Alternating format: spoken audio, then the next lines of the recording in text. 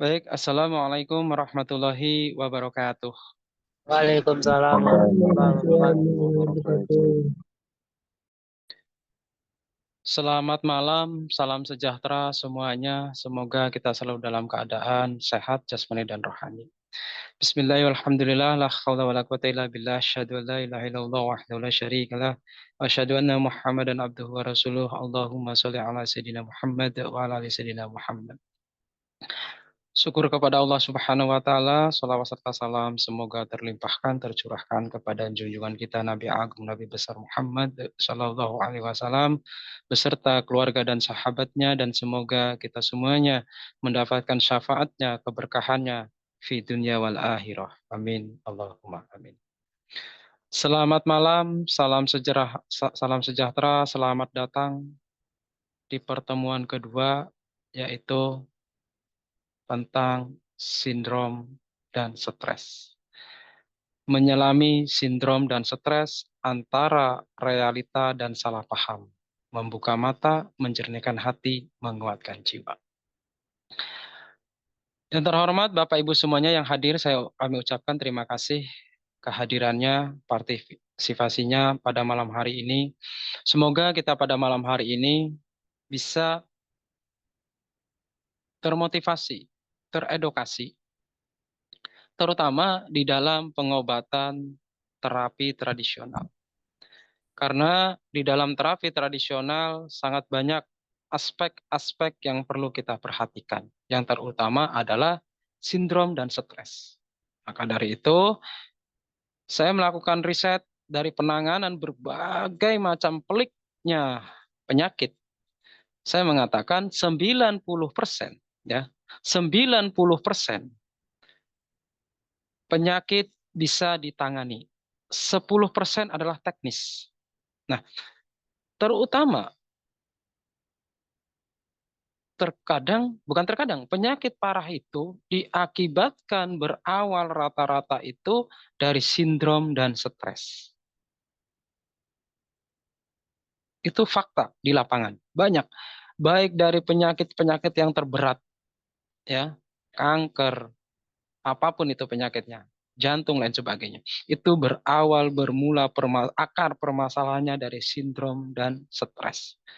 Maka dari itu, izinkan saya pada malam hari ini, saya Adi Al-Bulagori, saya berdomisili di Wonogiri, kelahiran saya Pandeglang, Banten, dan alhamdulillah sekarang memiliki lembaga kursus dan pelatihan baru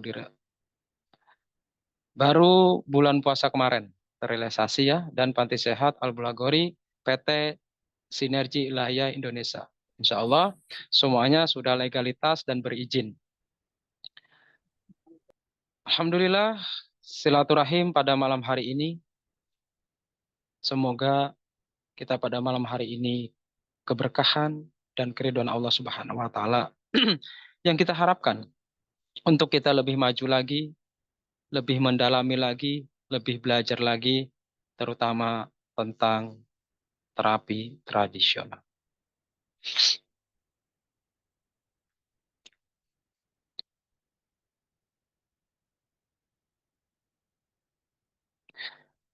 Evaluasi pemahaman sindrom dan stres sebelum melangkah lebih jauh penting bagi kita, ya, untuk mengevaluasi kembali pemahaman kita mengenai sindrom dan stres.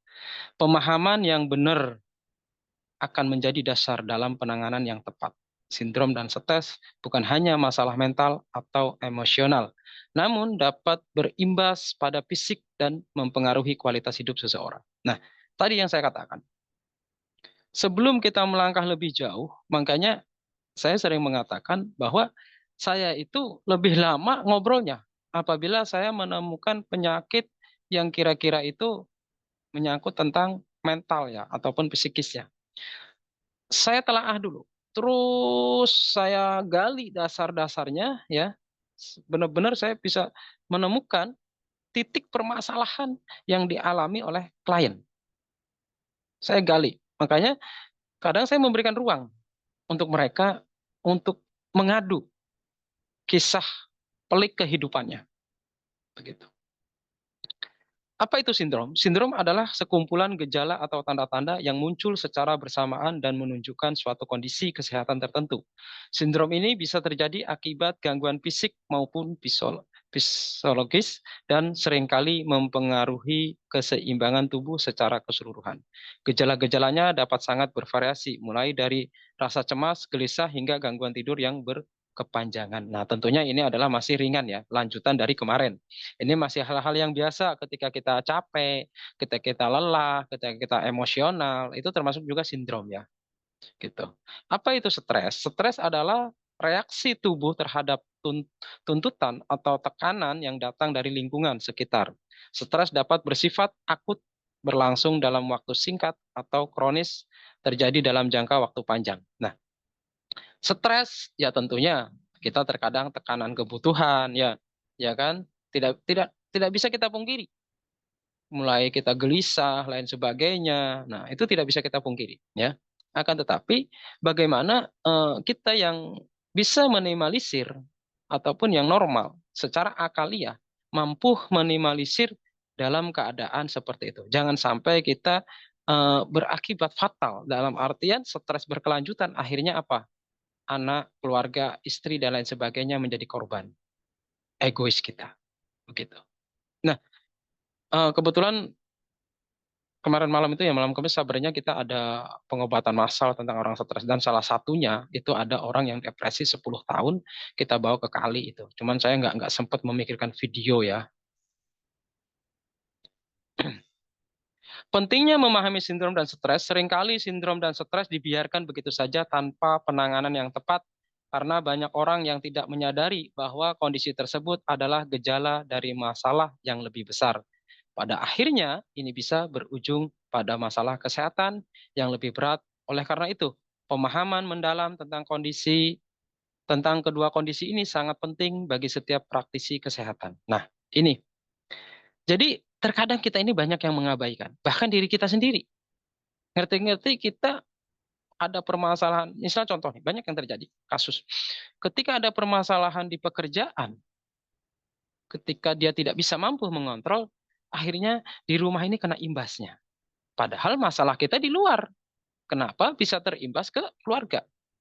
Kita tidak mampu minimalisir dan tidak mampu mengontrol. Nah, tujuan dari pembelajaran ini adalah menyadari bahwa sindrom dan stres adalah masalah yang harus ditangani dengan serius. Ya, memahami perbedaan antara sindrom stres dan penyakit lainnya, mengetahui bagaimana tanda-tanda sindrom dan stres dapat terdeteksi sejak dini. Nah, ya tentunya tadi yang saya katakan, mudah mendeteksinya, terutama kita mudah lelah, mudah emosional, lain sebagainya, itu adalah sindrom, ya. Itu adalah sindrom ringan. Nah, di sini sindrom ringan dan berat. Sindrom ringan biasanya muncul dalam bentuk gejala yang tidak terlalu mengganggu kehidupan sehari-hari. Yang tadi saya katakan, biasanya kita, wah biasalah seperti ini, hal ini seperti biasa. Tapi itu mulai awal dari apa ya? Akan menjadi bencana besar gitu loh terkadang. Maaf, nyun sewu. Karena sindrom menerpa seseorang itu di dalam rumah tangga akhirnya pada egois karena akhirnya terjadilah perpisahan. Perpisahan itu terjadi sesungguhnya karena egois, bukan karena apa-apa, karena egois gitu loh. Begitu. Tapi kalau kita memahami, saling menyadari satu sama lain, ya insya Allah bisa mengantisipasi gitu. Sindrom sedang level sedang mulai mengganggu keseimbangan hidup. Penderitanya gejala-gejala yang muncul lebih sering dan lebih intens, serta mulai mempengaruhi kualitas hidup. Aktivitas sehari-hari bisa mulai terganggu meskipun penderita masih bisa menjalankan tugas-tugas penting. Gejala yang sering muncul, gangguan tidur yang lebih sering, perasaan cemas dan gelisah, berkepanjangan, mudah tersinggung atau marah. Penurunan minat pada aktivitas yang sebelumnya disukai. Nah, ini mulai mulai ke ranah mau depresi ya. Ini ke ranah mau depresi. Kalau ini tidak misalnya tidak bisa diatasi, tidak menemukan orang yang tepat. Nah, di sini ini maaf ya. Terkadang ya namanya bentuk manusiawi itu berusaha ya. Terkadang berusahanya ke salah jalan, ke orang-orang yang tidak tepat. Maaf. Banyak saya menemukan hal yang ringan justru kepada orang yang tepat mereka itu malah dituduh ini kena guna-guna, ini kena sihir dan lain sebagainya. Ya, Itu jangan sampai terjadi pada diri kita ketika kita menangani klien. Begitu. Sindrom berat adalah kondisi di mana gejala-gejala sudah sangat mengganggu keseimbangan tubuh dan pikiran. Penderita bisa mengalami gangguan tidur yang parah, penurunan fungsi tubuh, dan penurunan kualitas hidup yang signifikan. Sindrom ini seringkali terkait dengan gangguan fisik yang lebih serius seperti gangguan tidur kronis, insomnia, ya. Nah, ini sindrom yang sudah mulai berat ini ya kan. Depresi berat, kelelahan yang tidak wajar dan tidak hilang dengan istirahat, gangguan makan atau berat badan yang turun drastis, rasa cemas dan ketakutan yang ekstrim. Nah, ini adalah udah mulai berat ini. Udah mulai ke stres akut ya.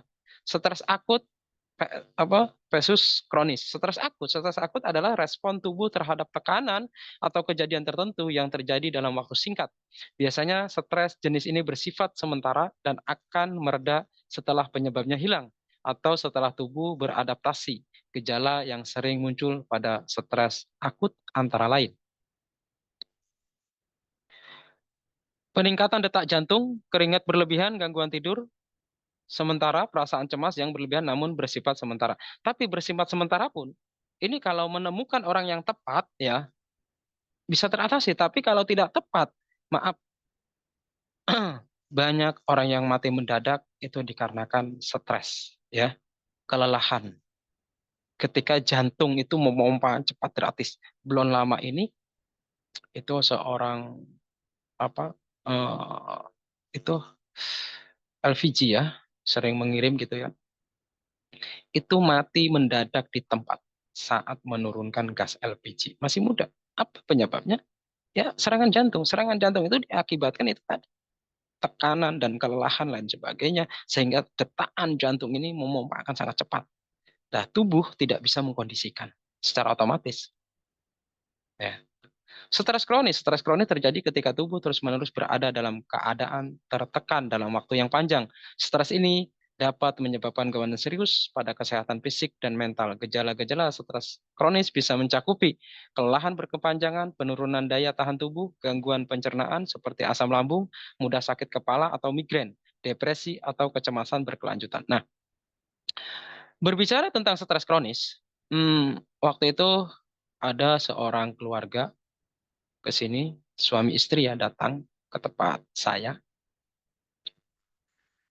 Dia mengantarkan istrinya. Saya melihat. Jadi istrinya ini gimana ya?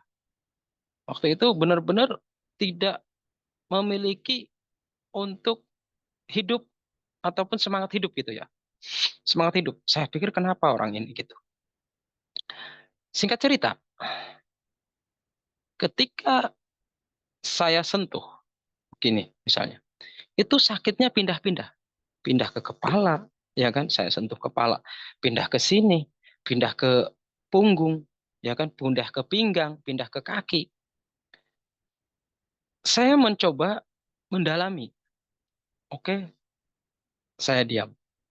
Lalu saya dalami, lalu saya diagnosa dan saya apa namanya? Saya koreksi semuanya, ya.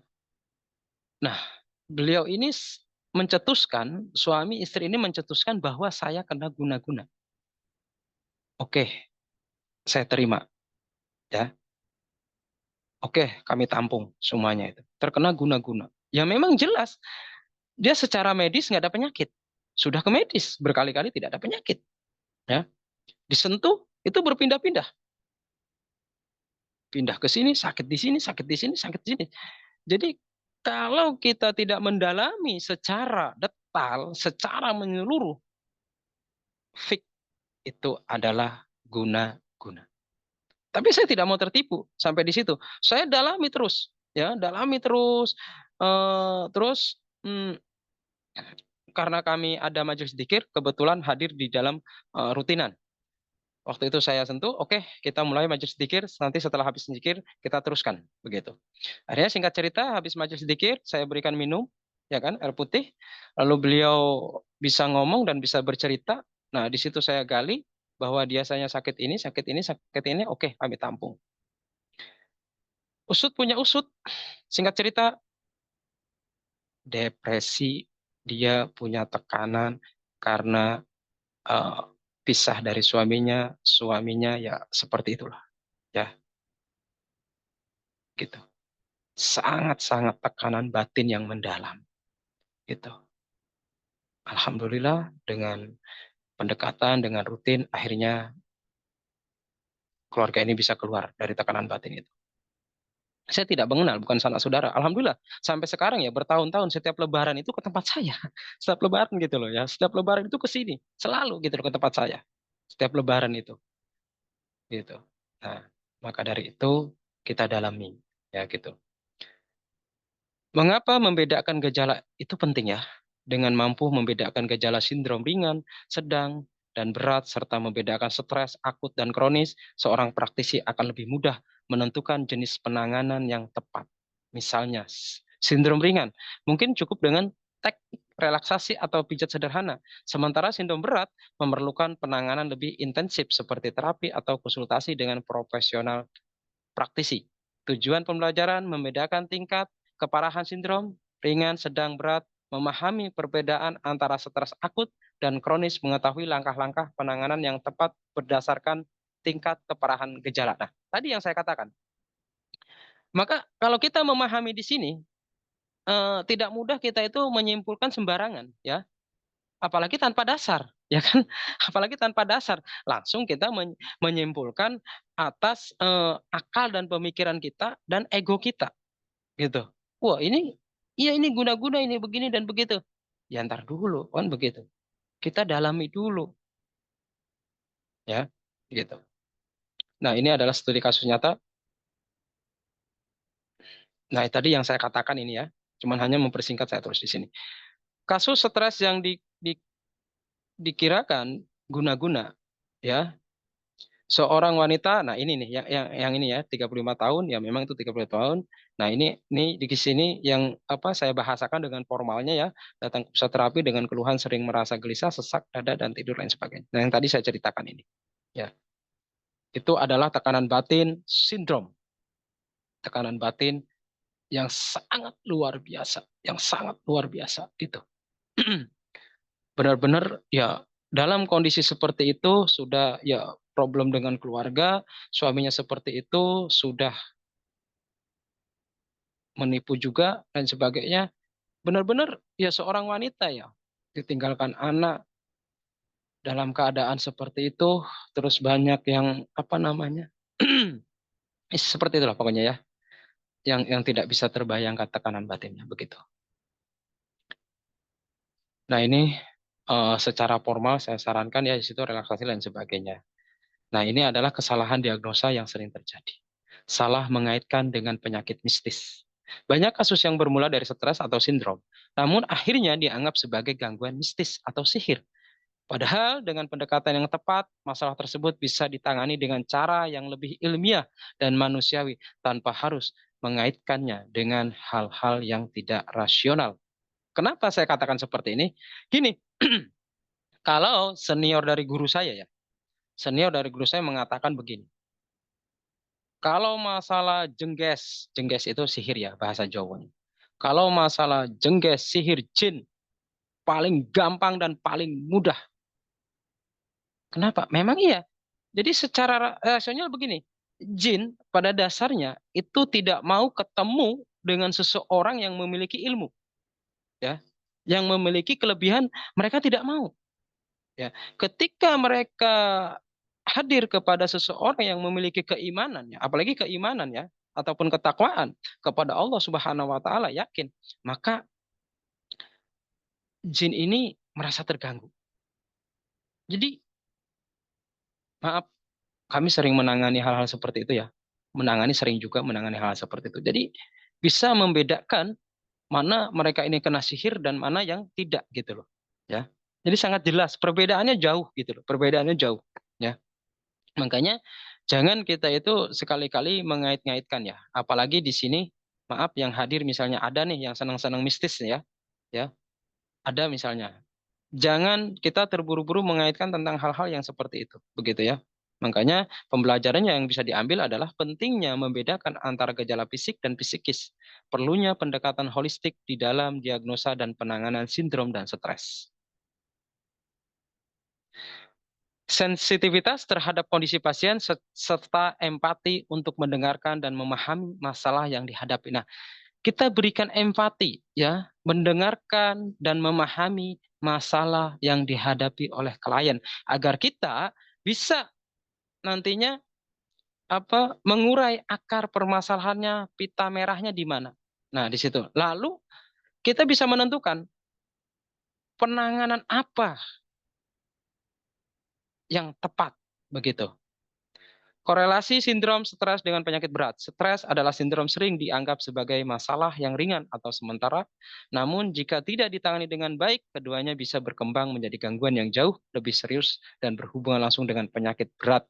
Nah, dalam bab ini kita akan membahas bagaimana sindrom stres dapat mempengaruhi kondisi fisik dan mental serta berkaitan dengan penyakit berat, mungkin muncul akibat ketidakmampuan tubuh dalam mengatasi tekanan. Yang tadi ya, tubuh ini kan manusiawi, punya lelah. Ketika merasa tertekan akal pikiran, ya, batin merasa tertekan, makanya banyak orang naudzubillah min dzalik ya, bunuh diri, naudzubillah min dzalik. Terus lari, tertekan dengan ekonomi, lari ke hal-hal yang tidak diizinkan oleh Allah Subhanahu wa taala, tidak diizinkan oleh syariat agama, dilarang ya oleh syariat agama. Tapi mereka melanggar itu semua, gitu. Maka dari itu, saya harapkan kita hadir seorang praktisi mampu mengedukasi kepada mereka. Gitu. Nah, ini adalah turunannya, ya, penyakit jantung, hipertensi, penyakit perut dan saluran pencernaan, diabetes, penyakit autoimun, masalah kulit, ya. Nah, ini banyak banget ya kan? Itu diakibatkan awal sindrom dan stres ya. Banyak banget turunan penyakitnya. Sindrom psikosomatis dan penyakit berat. Ya, sindrom psikosomatis adalah kondisi di mana gejala fisik dialami oleh seseorang sebenarnya berasal dari masalah psikologis dan emosional. Berikut adalah beberapa contoh penyakit berat yang berhubungan dengan sindrom psikosomatis. Fibromyalgia.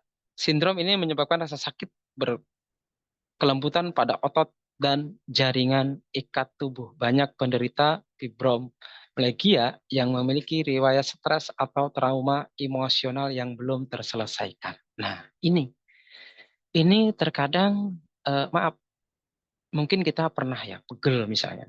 Ini kata pegel, dipijat sudah, di ini sudah, tapi kok masih pegel kayaknya gitu. Ini ototnya ini stres, otot kita itu stres gitu loh. Pernah tahu, pernah melihat seorang atlet lari, ketika dia lari, kakinya patah. Jadi bukan terjatuh dulu, tetapi patah dulu, baru terjatuh seorang wanita. Ya, itu dia saat lari, kakinya patah. Disebabkan apa? Disebabkan karena stres tulangnya, sehingga tidak mampu menjadi tumpuan. Itu saat lari itu patah, ketika dia tersungkur terjatuh. Gitu. Sakit kepala, migrain ya. Nah, migrain yang kronis sering dipicu oleh stres berat.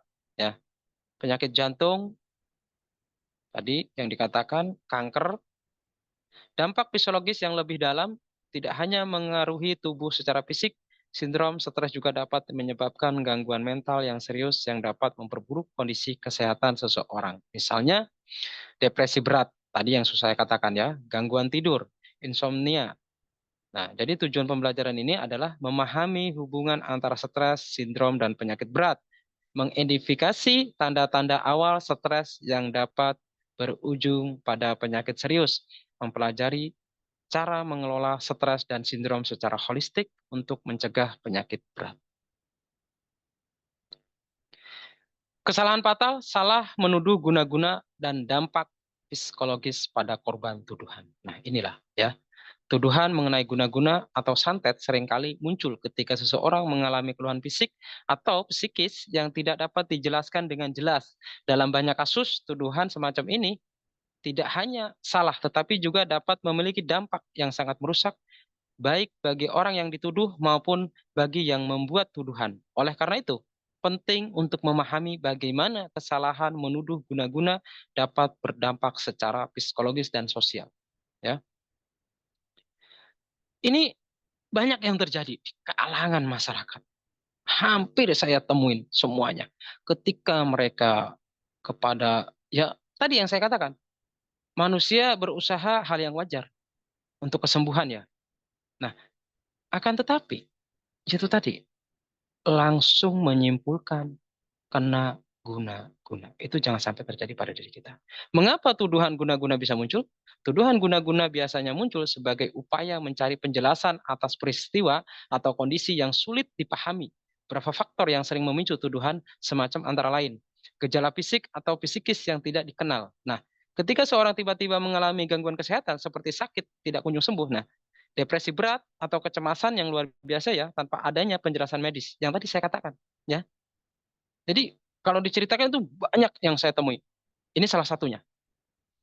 Jadi secara otomatis ya memang kena guna-guna ya. Kalau kalau kita tidak bisa mendalami gitu loh, ya kan? Karena sakitnya itu beda pindah-pindah gitu loh. Sakitnya pindah-pindah ya. Dengan kita mengamati dengan itu ternyata apa? Tekanan batin yang berat itu loh.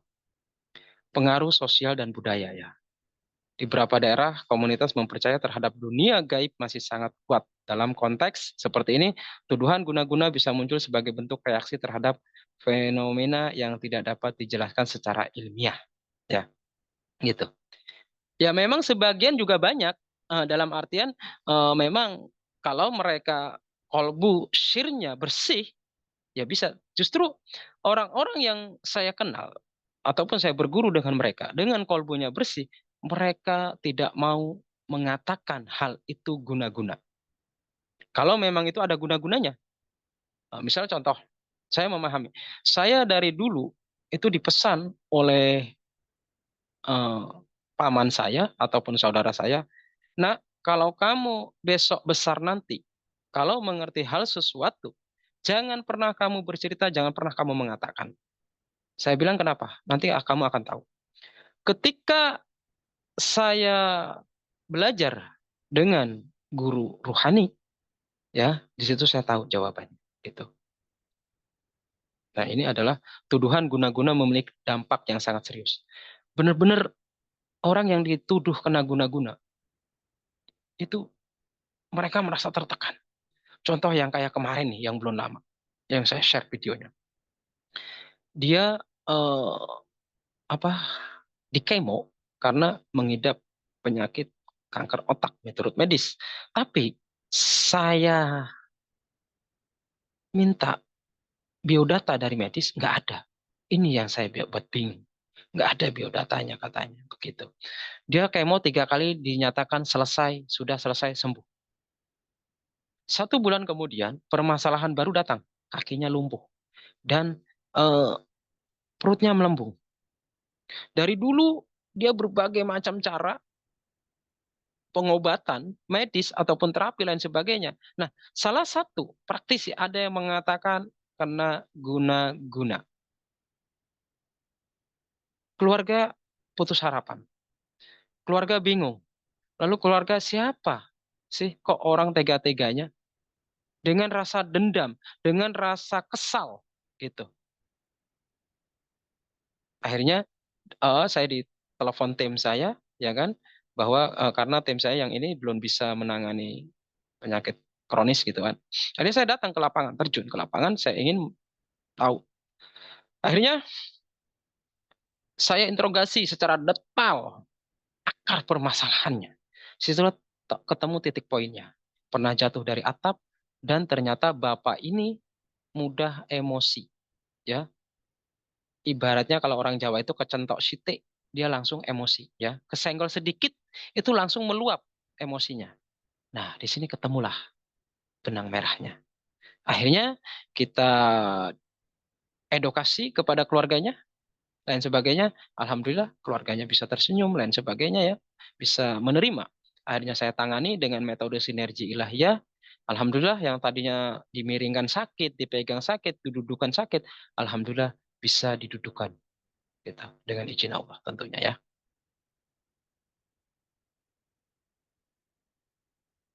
Depresi dan rasa tidak berharga. Ketika seseorang dituduh dengan cara yang tidak adil, mereka dapat merasa rendah diri, tertekan, dan bahkan mengalami depresi.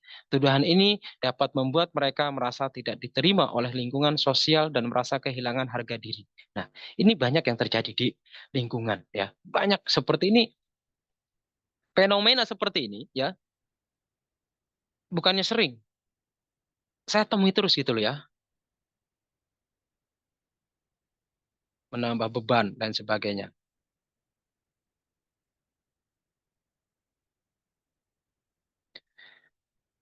Mendiagnosis dengan bijak. Jangan terburu-buru mengaitkan keluhan fisik atau fisiologis dengan masalah aib, ya. Selalu pertimbangkan untuk melakukan pemeriksaan medis atau fisiologis terlebih dahulu dan libatkan profesional yang kompeten, ya. Menghormati dan mendukung. Jadi begini, untuk teman-teman semua yang saya hormati, kita itu terlalu fokus kepada objek. Misal contoh, ada orang datang kepada kita, sakit, ya, sakit ini, sakit itu. Kita fokusnya kepada objek, tetapi ke subjeknya kita tidak terlalu fokus, ya.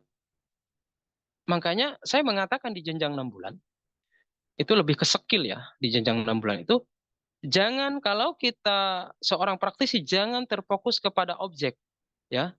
Kalau objek sudah jelas, contoh dia masuk angin ataupun dia misalnya pegel dan jelas, kita bekam, kita relaksasi, kita pijat dan sebagainya, jelas, ya kan. Tetapi subjeknya terkadang bersumber dari sindrom dan stres. Kebanyakan sindrom dan stres. Maka dari itu, saya mengedukasi kepada semua praktisi, ayo benar-benar kita, supaya kita ini menjadi seorang praktisi yang profesional, gitu ya. Begitu. Ini masalah sepele, tetapi kadang kita itu kejar yang apa ya? Yaitu tadi objek, fokus kepada objek, tapi subjeknya tidak pernah kita pikirkan. Begitu. Padahal banyak yang saya temui di lapangan itu berawal dari sindrom dan stres. Itu. Nah, ini adalah pendekatan holistik. Menggunakan pendekatan holistik dalam pengobatan yang melibatkan terapi fisik dan fisiologis dapat membantu mengurangi gejala. Nanti bagaimana yang berat ini, ya, yang kedua ini, bagaimana cara penanganannya? Yang kemarin ada yang tanya bagaimana untuk menggunakan gaharu, kita akan bahas, ya, di bab pertanyaan. Nah, ini adalah kesimpulan. Tuduhan guna-guna sering kali muncul akibat ketidaktahuan atau ketidakpahaman terhadap kondisi medis atau fisiologis seorang. Oleh karena itu penting bagi kita semuanya, ya. Maka kita tidak bisa menyalahkan. Saya pun tidak bisa menyalahkan, karena apa? Ya, ketidakpahaman mereka, ya, ketidakpahaman mereka gitu loh. Ya, kita jangan menyalahkan karena kita bukan hakim, ya kan? Cukup kita mengedukasi pada klien, ya. Jangan sampai kita, oh iya itu adalah dukun begini dan begitu. Jangan. Kita seorang praktisi profesional, jangan sampai lisan kita terkotori oleh dengan kata-kata yang tidak ada gunanya seperti itu, ya. Kepengen kita ini terlihat lebih pintar, lebih apa, justru kita itu menunjukkan kebodohan sebenarnya. Bukan menunjukkan profesionalisme kita. Kalau kita menunjukkan profesionalisme kita, justru kita mengedukasi kepada klien dan keluarga. Kita mengedukasi dengan baik. Oke, baik Ibu. Mungkin ya ketidakpahaman, ya sudahlah, yang sudah ya sudah. Ayo kita perbaiki semuanya. Ayo kita bangun, ayo kita semangat, ayo kita cari caranya bagaimana untuk bisa sembuh. Begitu. Langkah-langkah tradisional penanganan deteksi dini terapi sederhana, ya. Kemarin yang sudah saya bahas, ya. Oke, saya bahas lagi. Ini juga kelanjutan, ya. Ketika kita berbicara mengenai sindrom dan stres, pengobatan tradisional seringkali menawarkan solusi yang lebih alami dan dapat diakses. Salah satu pendekatan penting dalam penanganan gangguan fisik dan psikis ini adalah deteksi dini dan penerapan terapi sederhana yang dapat membantu mendekatkan gejala tanpa komplikasi atau efek samping yang serius. Deteksi dini mengidentifikasi tanda-tanda sindrom dan stres. Deteksi dini adalah kunci dalam penanganan masalah psikologis atau fisik yang disebabkan oleh sindrom dan stres. Semakin cepat kita mengenali gejalanya, semakin cepat pula kita dapat mengurangi dampaknya, mencegah gangguan menjadi lebih berat. Ya, berikut langkah-langkah. Perhatikan gejala fisik dan psikisnya. Sebagai praktisi, kita perlu peka, ya.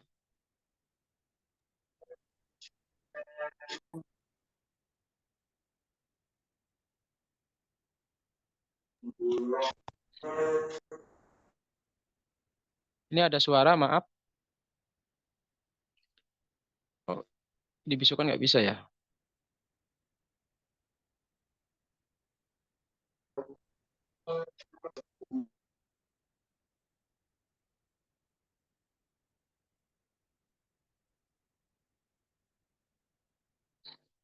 Nah, perhatikan gejala-gejalanya ya. Jadi psikis yang muncul pada klien berapa gejala yang sering muncul antara lain ya, nyeri tubuh tanpa penyebab yang jelas. Nah, ini ya, jangan sampai nyeri tubuh tanpa penyebab yang jelas lalu kita menyimpulkan bahwa itu kena guna-guna. Jangan sampai perubahan emosi yang ekstrim, mudah marah, cemas atau sedih. Mendengarkan cerita atau keluhan. Nah, ini kita berikan ruang, kita edukasi. Biasanya kalau kita edukasi dengan baik dan benar, mereka akan menceritakan problem dan permasalahannya. Mereka yakin bahwa diri kita mampu. Dan setelah kita mendapatkan cerita-cerita mereka, kita simpan privasinya ya. Jangan sampai privasi mereka itu keluar. Itu. Jadi kita simpan baik-baik privasinya, begitu ya. Tanya secara empatik. Nah, tadi ya yang sudah saya jelaskan. Terapi sederhana untuk mengatasi sindrom dan stres setelah mendeteksi adanya gejala sindrom dan stres, langkah selanjutnya adalah memberikan terapi sederhana yang dapat membuat meredakan gejala atau memperbaiki kualitas hidup klien. Berapa terapi dapat dilakukan? Ya.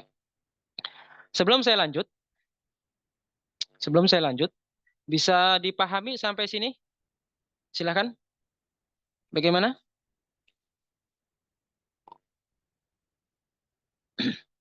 Halo? Bisa dengar suara saya? Bisa, Pak, Bisa bisa. dengar? Bisa. Sudah bisa dicerna atau dipahami? Kalau apa ada pertanyaan sampai sini? Ya, insya Silakan. Allah sedikit-sedikitnya bisa dipahami, Pak.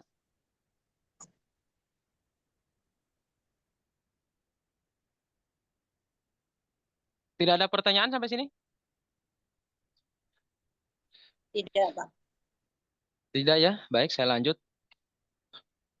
Nah, itu adalah penanganannya pijat meses. Nah, pijat meses ini ya kalau kita seorang praktisi tentu ya sudah tahu ya. Ini adalah pijat meses, pijatan punggung dan leher untuk merelaksasi agar otot-otot ini, ya apa? Agar otot-otot ini nih rileks, rileks gitu dan sebagainya. Ini sudah mandi pancuran ubun-ubun. Nah, ini yang berat, yang terutama orang yang stres berat, depresi, mandi pancuran ubun-ubun. Caranya gimana? Caranya ini di sini ya, kita pancurkan 1 meter, kita kurang lebih dari ubun-ubun ini 1 meter ya, kita pancurkan kalau pakai gayung pelan-pelan. Jadi ketika menetes di sini, maka saraf-saraf ini akan apa? Saraf-saraf ini fresh gitu loh ya. Itu yang kami lakukan. Tadi semalam itu sebenarnya ada.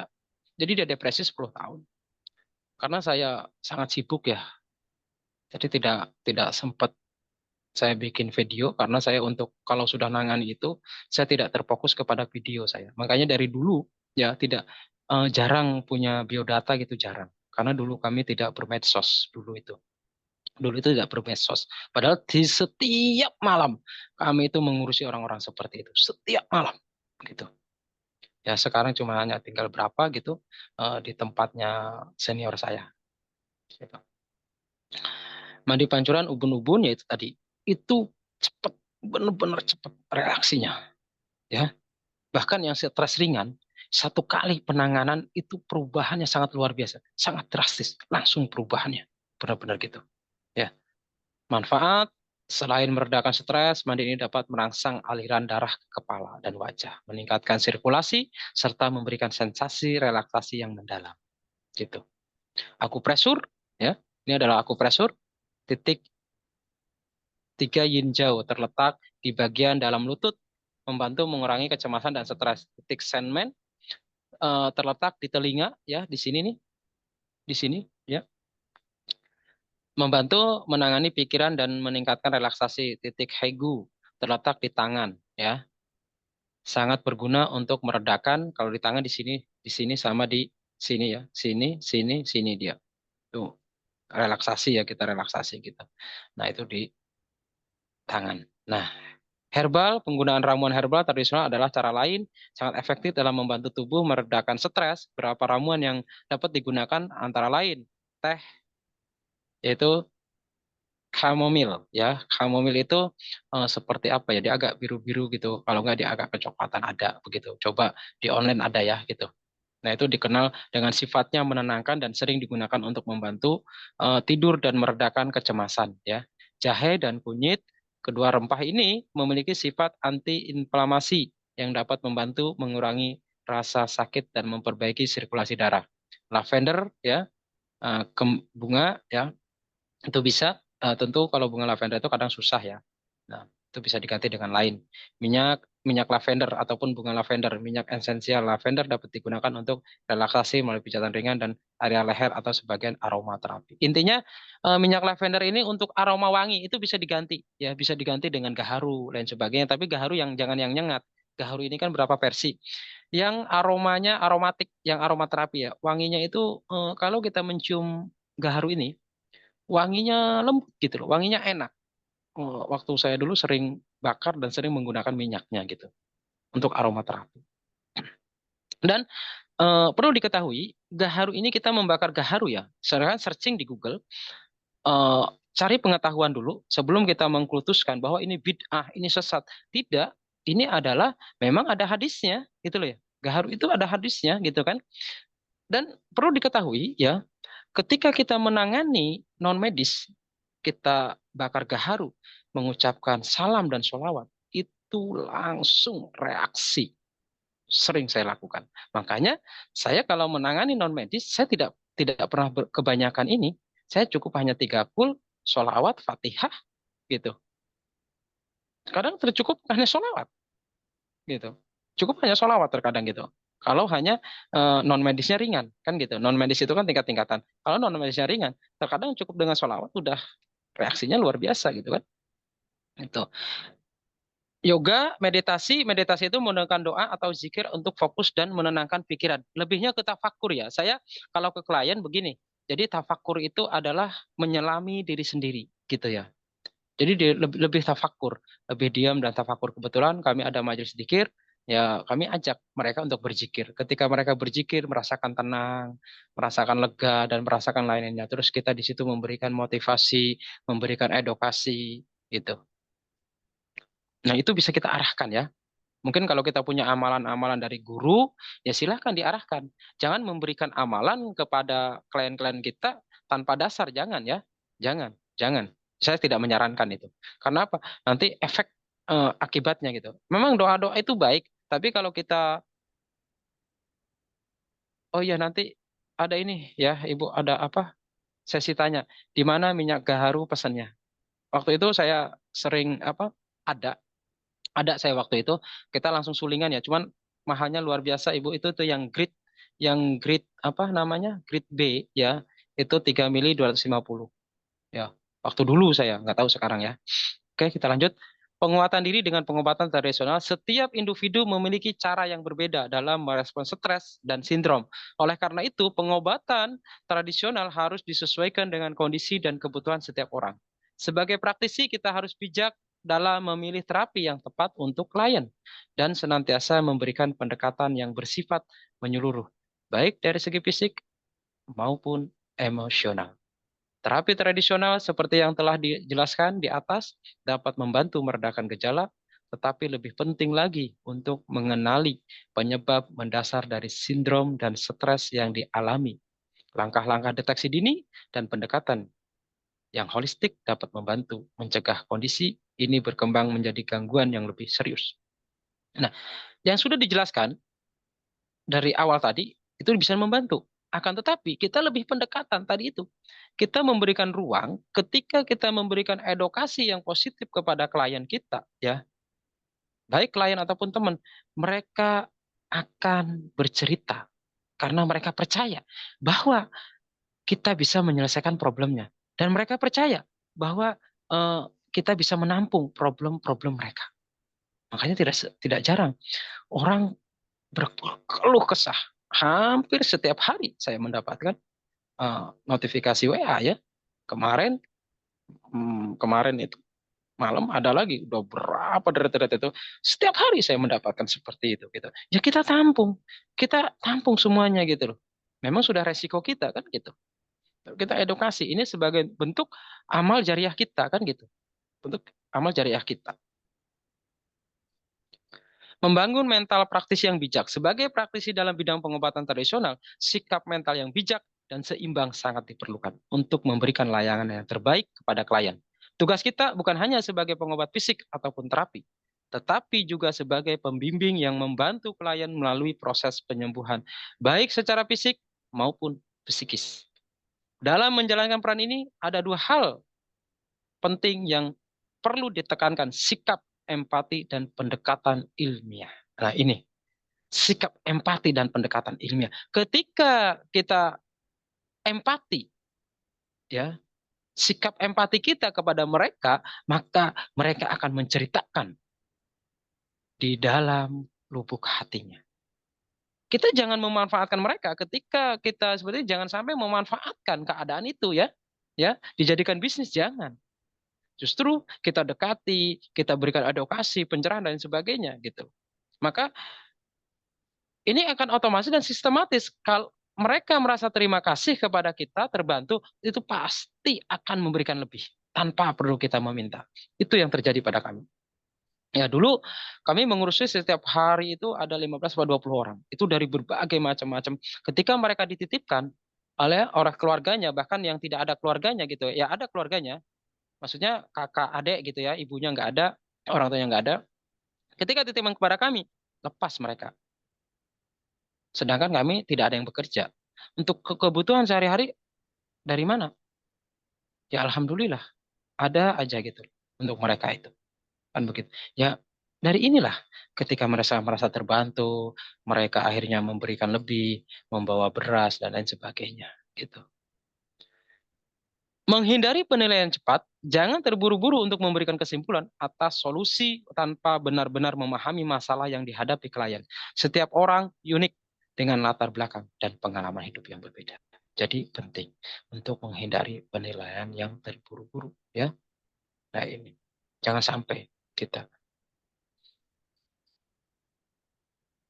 menghormati perasaan klien ya. Klien datang pada kita mungkin dalam kondisi ya dalam kondisi sangat rapuh atau kesulitan memberikan dukungan emosional ya. Yang penuh rasa hormat, mengakui perasaan mereka dan memberikan kepercayaan bahwa mereka bisa sembuh dalam bagian penting dari terapi. Maka edukasi itu penting, teman-teman. Nah, jangan sampai edukasi kita merasa kita pengen dianggap pintar, pengen dianggap ini, hindari itu semuanya. Pesan saya hindari, ya, hindari semuanya. Kita real, tulus, maka kita akan dikenal. Kita akan terkenal seorang praktisi yang profesionalisme. Mereka akan mengiklankan kita. Gitu. Pendekatan ilmiah, dasar pengetahuan yang kuat ya. Sebagai praktisi pengobatan tradisional, meskipun kita bekerja dengan metode yang lebih alami dan holistik, sangat penting untuk juga menerapkan prinsip-prinsip ilmiah dalam praktik kita. Ilmu pengetahuan akan menjadi landasan yang memperkuat keyakinan kita dan memastikan bahwa pendekatan kita adalah yang terbaik dan aman bagi klien. Menggunakan metode yang terbukti efektif ya. Banyak teknik ya, mungkin semuanya sudah tahu lah ya. Peningkatan pengetahuan secara berkala. Dunia pengobatan tradisional terus berkembang. Oleh karena itu, sebagai praktisi kita harus selalu berusaha untuk memperbarui, mengupgrade pemikiran kita ya, baik secara lapangan, pengalaman dan sering melakukan riset gitu ya. Pengetahuan tentang metode terbaru, teknik yang lebih efisien serta riset terkait kesehatan, hal ini penting agar kita tidak hanya bergantung kepada pengalaman semata, tapi juga pada perkembangan pengetahuan ilmu terapi dan ilmiah yang ada. Mengetahui protokol kesehatan, menjadi pembimbing bukan hakim. Sebagai seorang praktisi, kita bukanlah hakim yang menghakimi atau memberikan label pada klien, tetapi lebih sebagai pembimbing yang memberikan arahan dan dukungan. Banyak orang yang datang kepada kita dengan masalah yang mungkin terlihat pelik atau bahkan tidak dipahami oleh banyak orang. Jangan biarkan stigma atau asumsi pribadi kita menghalangi upaya kita untuk membantu mereka. Jangan sampai, ya, jangan sampai kita menghakimi. Dalam artian, oh ini, maaf, ibu, bapak, oh ibu ini sakit begini, begini, gini, nanti mau perparah gini, gini, gini. Akhirnya menakut-nakuti mereka. Benar kita tidak mengatakan bahwa mereka ini kena mistis, kena guna-guna. Tetapi kita menghakimi. Tapi kita adalah sering kita mengatakan hal-hal yang menakut-nakuti mereka. Justru kita berikan edukasi yang baik. Kita bukan seorang hakim. Kita bukan seorang ini. Tugas kita hanya membantu. Tidak lebih dari itu. Begitu. Oke, lanjut.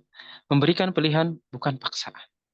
Jadi sebagai pembimbing atau sebagai praktisi, kita harus memberikan klien pilihan untuk menentukan apa yang terbaik bagi mereka. Hindari memaksakan solusi atau pendekatan tertentu. Jika kalian belum merasa nyaman, sebaliknya beri mereka pengetahuan tentang berbagai pilihan yang ada dan bantu mereka membuat keputusan yang tepat. Gitu. Saya sering kali mengatakan begini, Bapak Ibu, silakan Bapak Ibu bagi Bapak Ibu bagaimana yang Bapak Ibu percaya dan yakini untuk pengobatan. Silahkan datang ke sana. Justru mereka berbalik. Ketika saya berkata seperti itu, maaf Pak, apa ya kalau orang Jawa itu mengatakan pasrah bongkoan. Pasrah bongkoan ngerti nggak? Hah? Pasrah bongkoan itu pasrah semuanya, gitu loh. Justru mereka yang terjadi seperti itu, gitu ya. Menjadi pendengar yang bijak, ya. Jangan hanya mendengarkan kata-kata klien, tetapi dengarkan juga apa yang tidak mereka katakan. Dalam artian apa? Ya itu tadi. Ya, kadang mereka punya emosional, punya tekanan batin, punya amarah, punya masa lalu, ya. Kita harus bijak gitu mendengarkannya. Menjaga keseimbangan emosional dan profesional. Menjaga keseimbangan antara emosional dan profesionalisme adalah hal yang sangat penting di dalam praktik kita.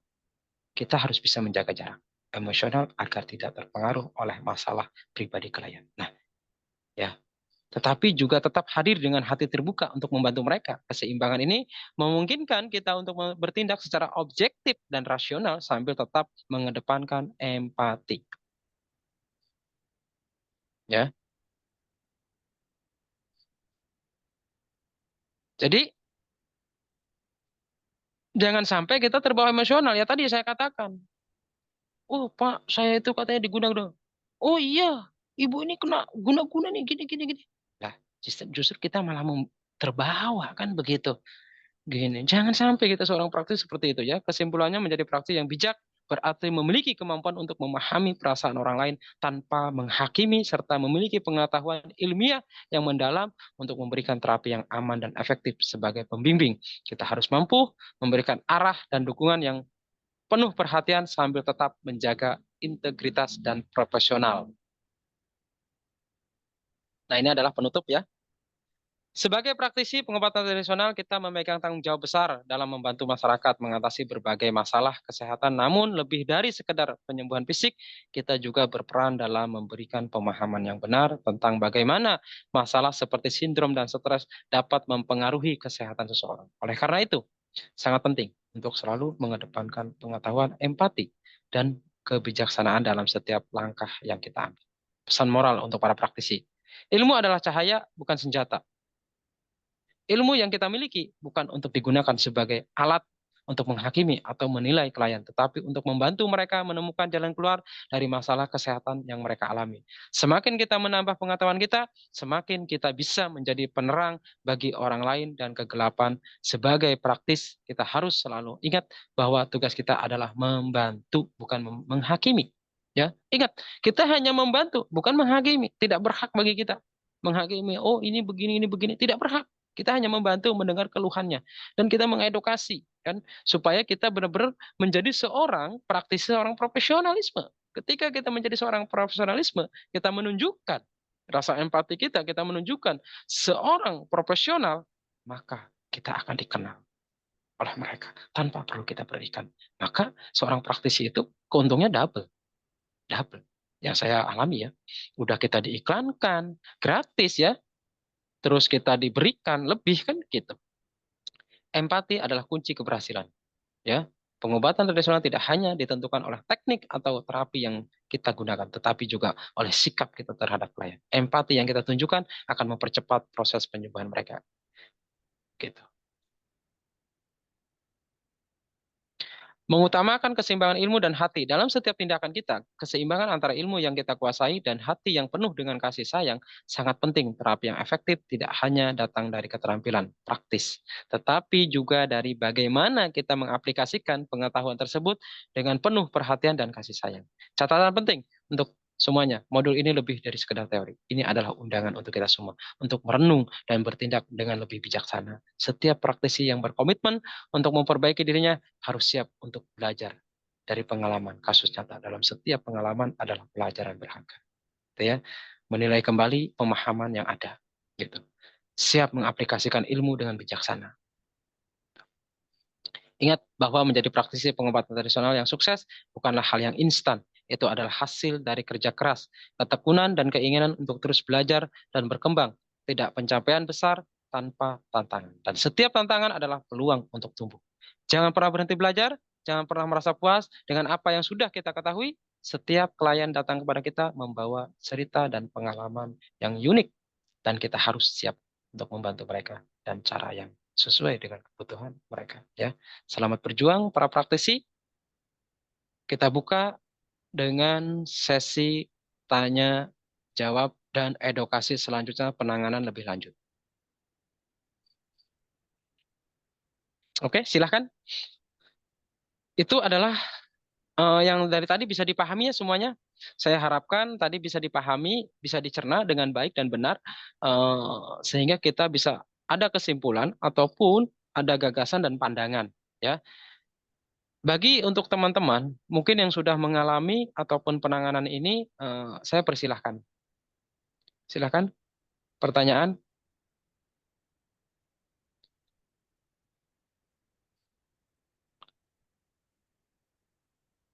Ya, silahkan untuk mempersingkat waktu.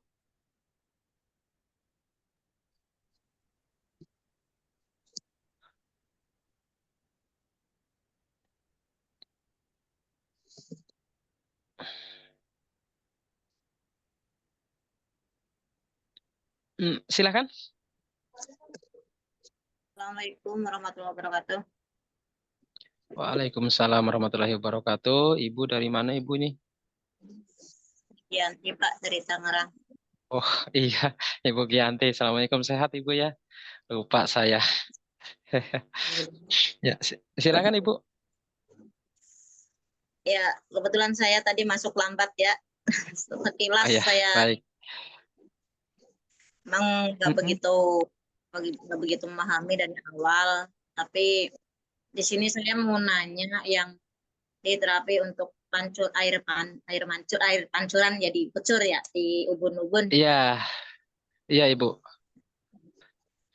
Iya Ibu. Saya mau nanya apa di waktu-waktu tertentu atau hanya setiap saat mandi atau gimana?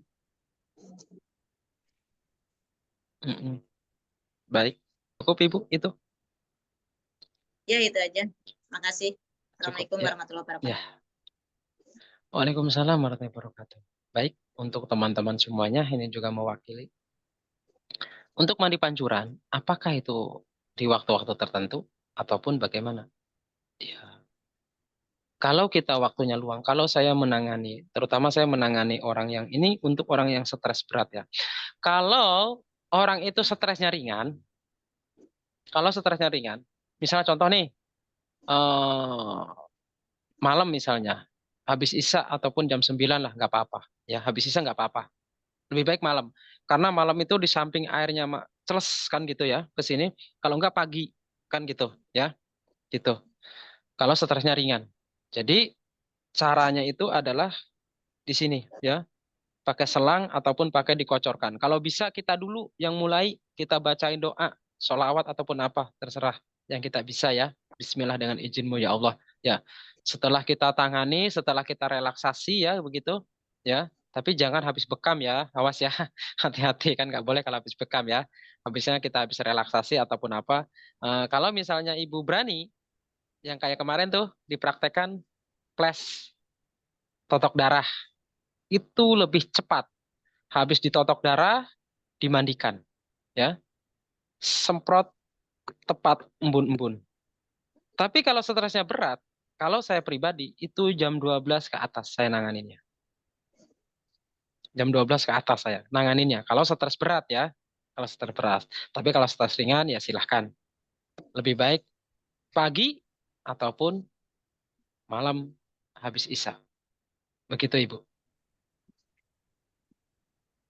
Dari awak tadi dimanikeun. Terima kasih jawabannya Pak Ustadz. Ya, sama-sama. Silahkan yang lain.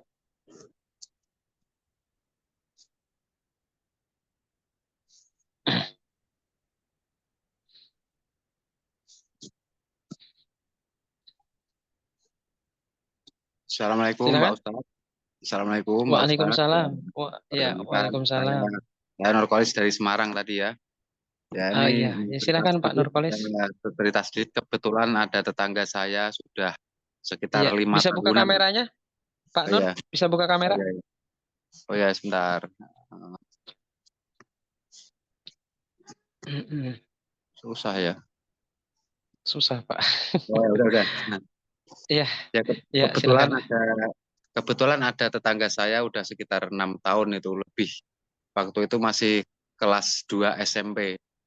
Dia tiba-tiba stres sampai sekarang ini belum sembuh sama sekali. Apakah ada cara khusus atau gimana ya untuk pengobatan ya Pak ya?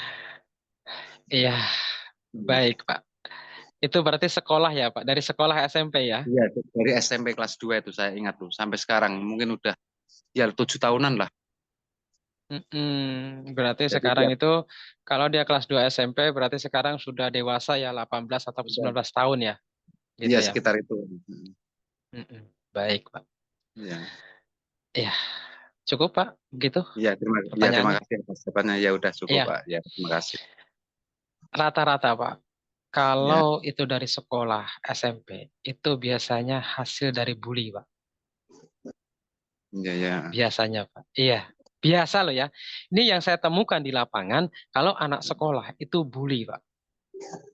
Dibully oleh teman-temannya. Itu banyak yang terjadi. Ketika mereka dibully, terus mereka tidak percaya diri dan lain sebagainya, ya, lain sebagainya, akhirnya mereka merenung di kamar. Nah, Iya benar. lama-lama merenung di kamar, tidak percaya diri. Kalau ditanya sama orang tuanya, ada apa? Oh, nggak ada apa-apa. Ada apa? Nggak ada apa-apa. Ini masih sadar ini, nggak ada apa-apa, nggak ada apa-apa kan. Nah, lama-lama, karena dia akhirnya depresi, mau keluar dia malu, mau sekolah dia malu, karena sudah mental blocknya sudah kemakan, Pak. Jadi mental block ini udah ini duluan gitu loh ya. Nah, Iya. pada akhirnya lama-lama menjadi stres berat. Terus tingkat ke emosional, sering ngamuk, kalau nggak diturutin ngamuk gitu. Itu sering yang Betul. terjadi ya, sering yang terjadi. Bagaimana cara penanganannya? Satu, pendekatan. Kita gali informasi ya dari keluarga. Kita gali informasinya. Nah, setelah kita menggali informasinya, ini sudah lama ya, sudah langkah berat. Nah, pertama adalah ajak ke hal-hal yang positif dalam arti kalau di sana ada zikir, majlis sholawat itu kita ajak. Setelah itu kita mandikan,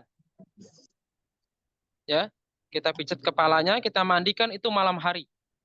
Tapi siap-siap harus ada standby orang. Ini biasanya ngamuk awal-awal, ngamuk. Iya. Ya kita sampaikan kepada keluarga, bukan tujuan untuk menyiksa, tapi tujuan kita adalah penyembuhan, ya.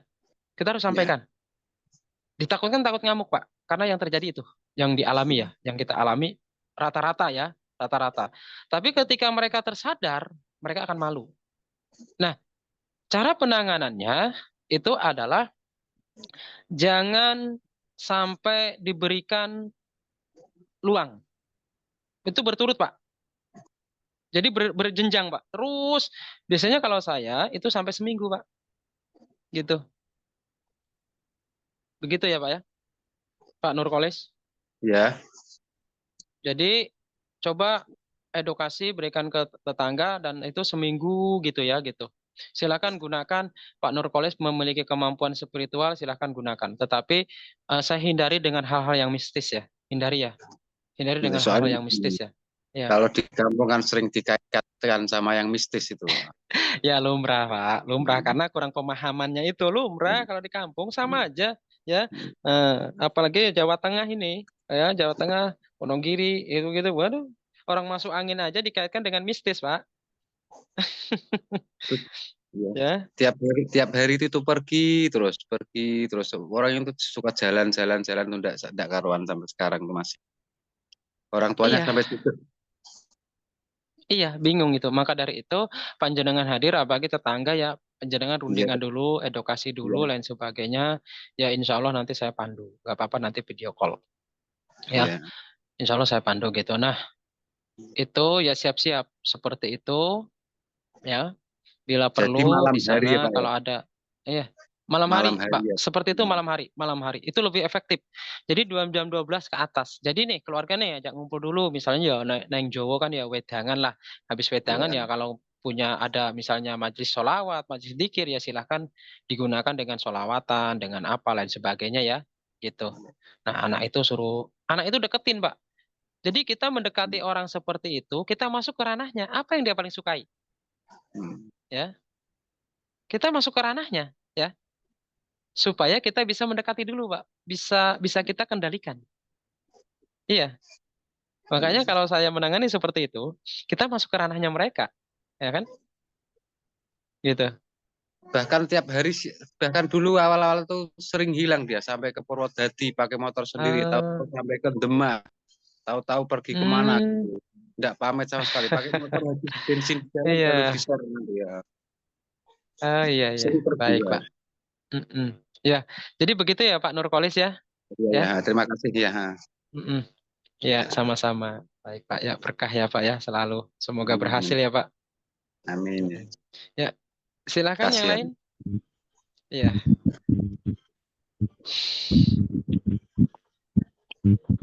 Mungkin memiliki pengalaman ataupun tetangga ataupun pernah mengobati. Wah, subhanallah. Assalamualaikum. Ini Waalaikumsalam warahmatullahi wabarakatuh. Ini Master Godam hadir ya. Ada Master Godam di sini. Ya. Pak Ustadz, Ada yang ditanyakan? Ya, silakan Pak. kalau yang stresnya itu karena pengaruh keilmuan gimana Pak Ustadz? Apakah sama metodenya? Itu aja sih. Ya, Tanya. baik.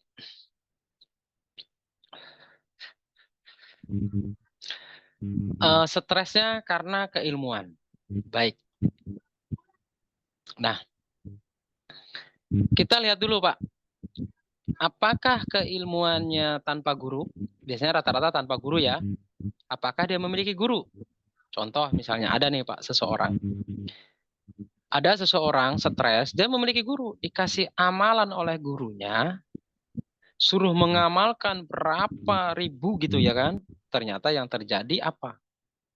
Ya, malah jin yang bersarang di tubuhnya. Sehingga orang itu menyebabkan stres, ya, dikendalikan oleh makhluk astral tadi. Nah, bagaimana cara penanganannya? Satu, kalau memang dia ada guru, kita ke gurunya dulu. Gitu. Kalau memang ada guru ya. Tapi kalau tanpa ada guru, ya misalnya di YouTube dan sebagainya.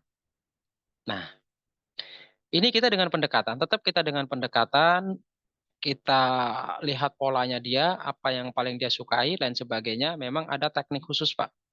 Setelah itu pemandian, setelah kalau saya ya habis kita ajak zikir, terus kita mandikan, nah terus kita prosesi totok darah itu, Pak. Ya. Nah, Pak Asep kayak kemarin tuh, ya. Nah, itu kan sudah sekarang Pak Asep nih sudah ini kan totok darah sudah paham. Di totok darah seperti itu, kalau orang seperti ini, Pak, jangan ragu, jangan apa nanti kalau dia ngamuk, set, pegang jangan pernah terlepas. Ingat ya, pegang jangan pernah terlepas sampai dia pingsan. Ini kuncinya, ya.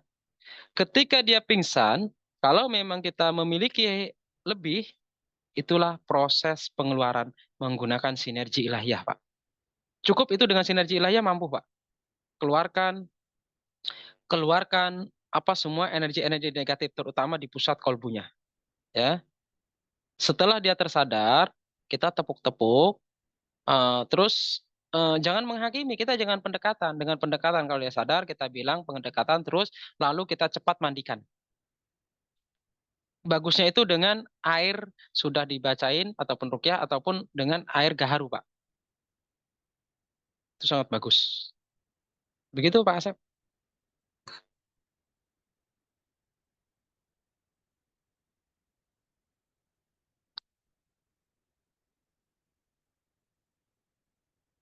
Ya itu untuk ilmu ataupun ilmu tanpa guru ataupun ilmu yang memiliki guru. Tata caranya begitu ya, teman-teman semuanya.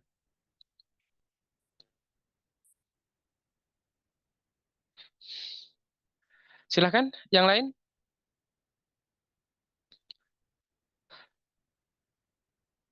Ada pertanyaan untuk mungkin memiliki pengalaman?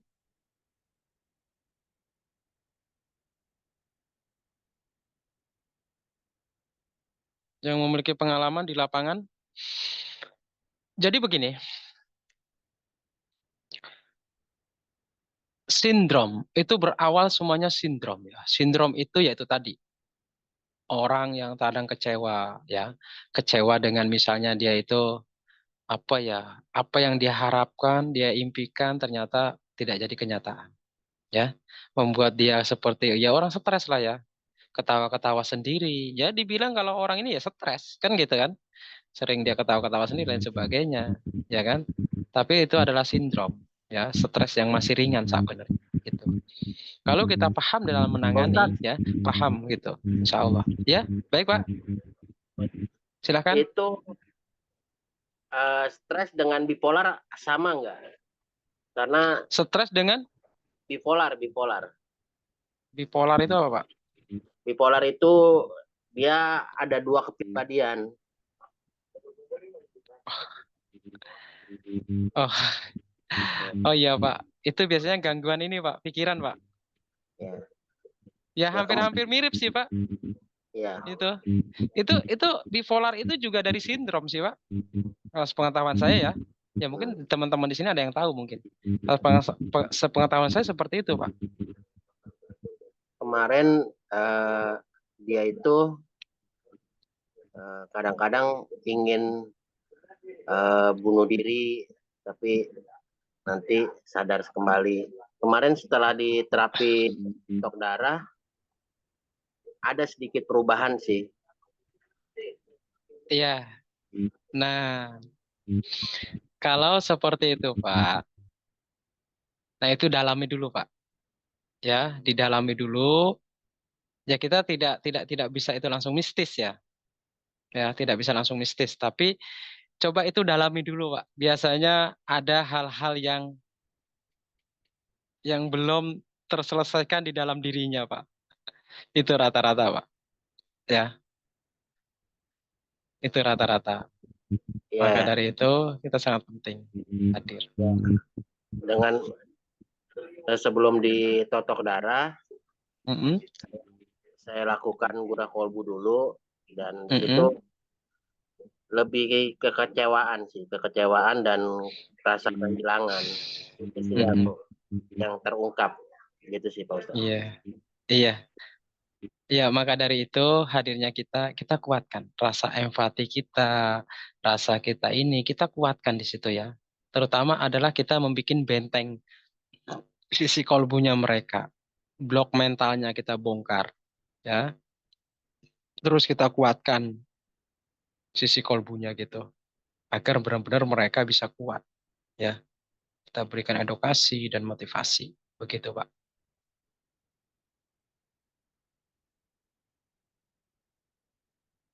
Begitu, ya silakan. Yang lain.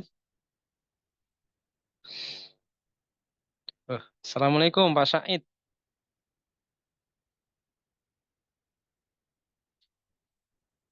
Mic-nya dibuka Pak Said. Nah ini dari Banjarmasin ini. Tadi ada yang dari Banjarmasin. Nah ini Pak Said ini dari Banjarmasin ini. Siapa tadi ya? Pak siapa tadi dari Banjarmasin? Udah keluar mungkin.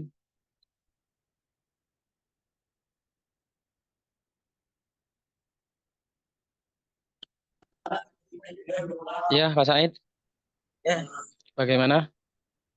Sehat selalu? alhamdulillah. Saya mau tanya, Alhamdulillah. Iya, silahkan. kemarin itu saya lihat ada anak kecil. Mm-mm. Dia jalan-jalan, terus terrebah ya.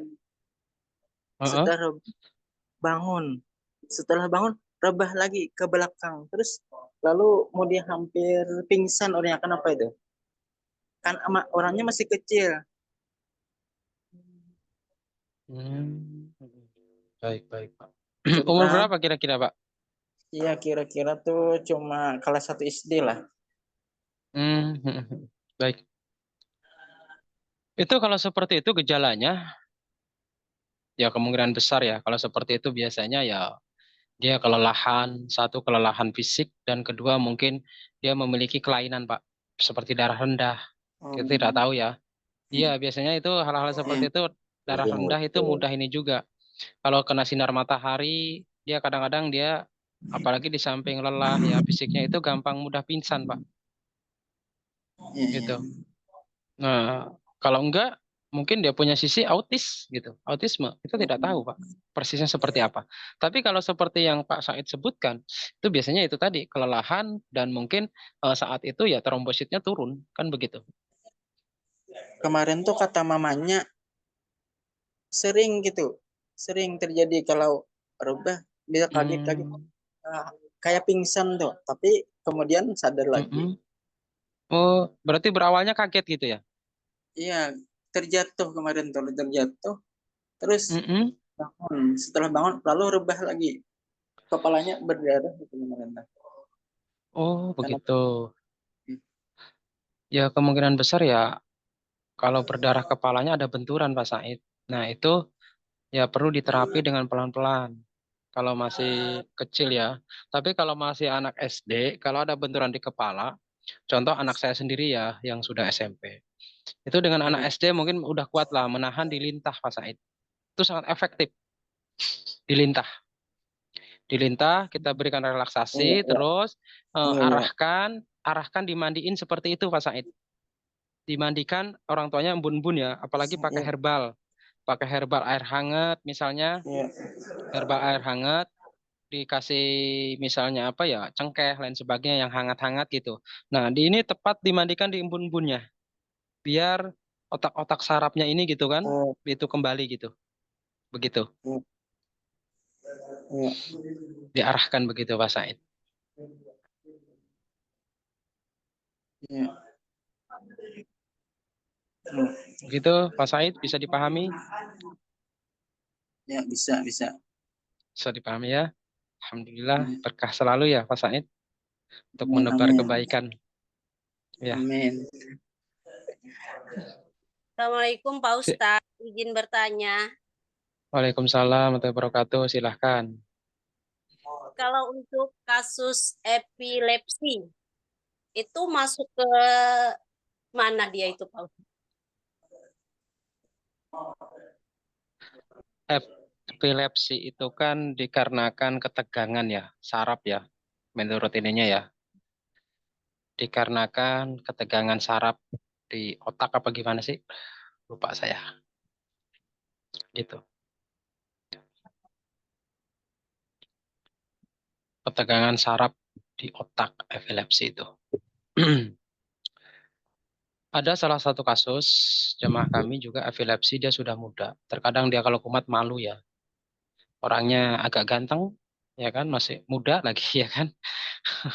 Kalau dia kumat, apalagi sekarang kan di tempat umum gitu, mana mau wanita yang deketin ya kan, malu kan mestinya. Punya seorang laki-laki yang punya epilepsi ya kan gitu. Tapi alhamdulillah sekarang sudah sembuh dengan pendekatan terapinya dengan rutin dan pendekatan itu terutama adalah di bagian otak, di bagian kepala itu.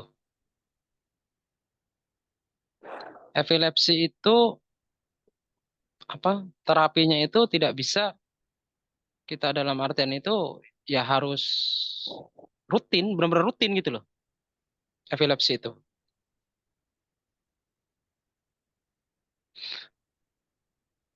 Ketika biasanya epilepsi itu ya mudah mudah kumat itu kambuh itu ketika dia capek, lelah, apalagi kena air. Itu dia langsung tegang, kaget, dia langsung biasanya langsung terjadi epilepsi gitu. Langsung dia tegang. Makanya kalau misalnya dimandiin dengan cara teknik tadi, ketika dia saat tidak capek, saat tidak tegang, itu bisa juga dimandikan dengan seperti itu, air itu. Ya, tapi hati-hati kalau epilepsi ya, jangan di air yang ini, kubangan. Dengan teknik-teknik itu bisa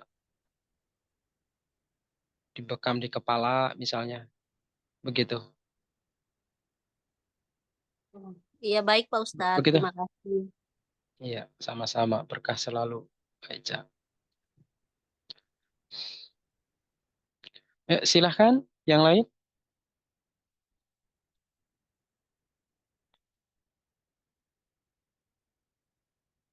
Jadi Bapak Ibu semuanya, terkadang kita berpikir jauh kepada orang lain, klien. Itu tadi yang saya katakan, jangan-jangan kita sendiri kena sindrom yang belum kita atasi diri kita. Ya, jangan sampai kita yang belum mengatasi diri kita, justru kita mengatasi orang lain. Sehingga apa? Sehingga kita mengatasi orang lain itu menggunakan ego, menggunakan emosional. Pada akhirnya kita mencetuskan, menghakimi.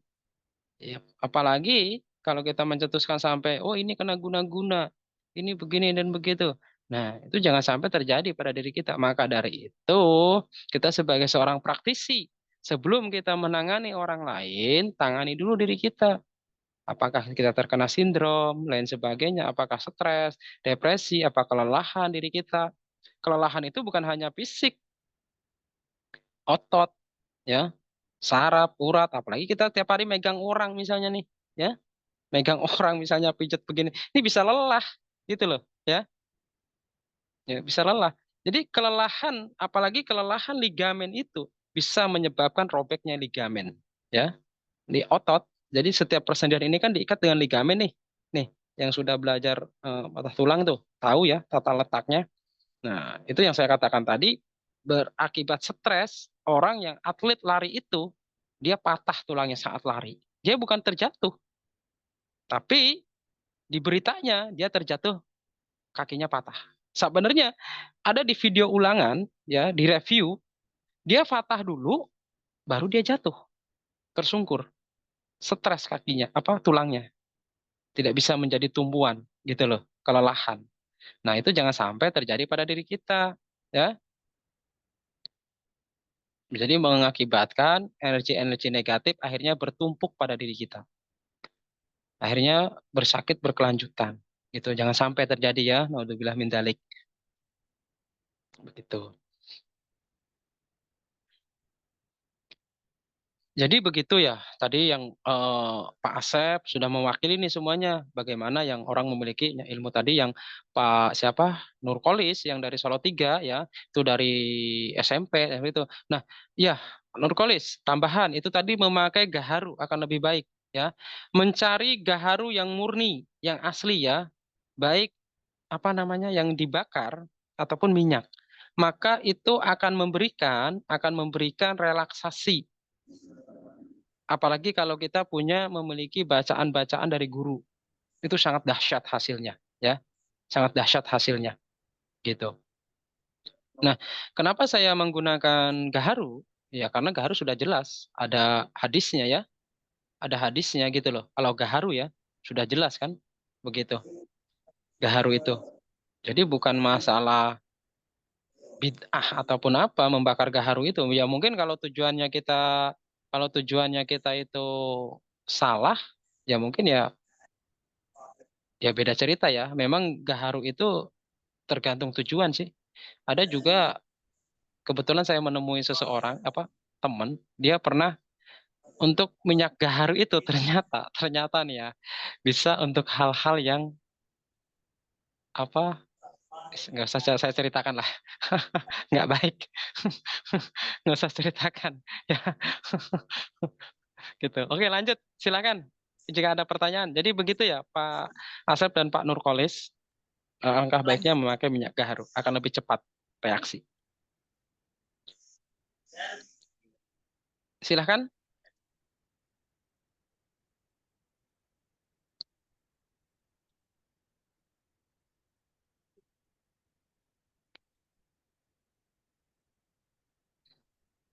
Dari Ibu Negara ada pertanyaan, Ibu Negara Semarang.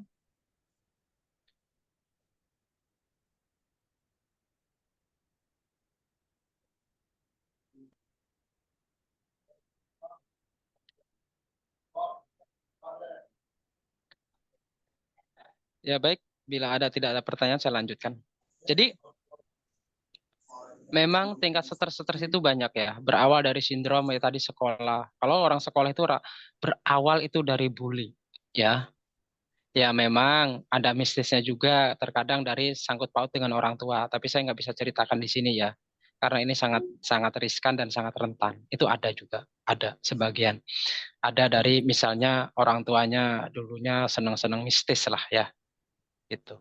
Memang ada seperti itu, ada juga, tetapi jarang gitu ya. Itu harus kita benar-benar tidak bisa kita menghakimi langsung, tidak bisa kita mengkultuskan bahwa ini tidak bisa. Itu harus secara detail, harus secara pengalaman, secara benar-benar secara ini kita gitu.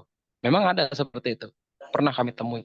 Tapi tidak semuanya seperti itu. Tapi rata-rata kalau dari muda, dari sekolah itu bully biasanya, dibully oleh teman-temannya. Jadi ada salah satu begini. Ya, teringat saya tentang anak sekolah. Ada anak sekolah SD. Nah, waktu itu kebetulan saya menangani mbahnya. Itu stroke.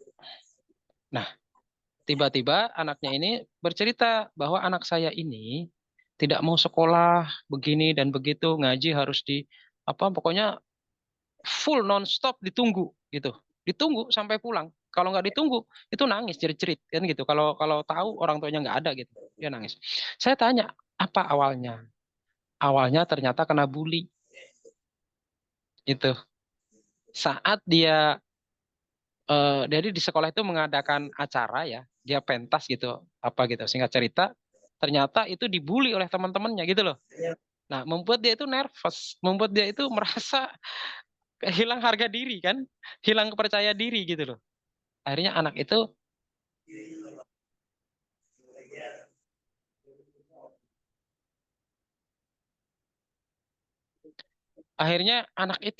ya, akhirnya anak itu tadinya tidak mau sekolah, sekolah harus ditunggu, nggak ditunggu. Nah, pada akhirnya saya pendekatan.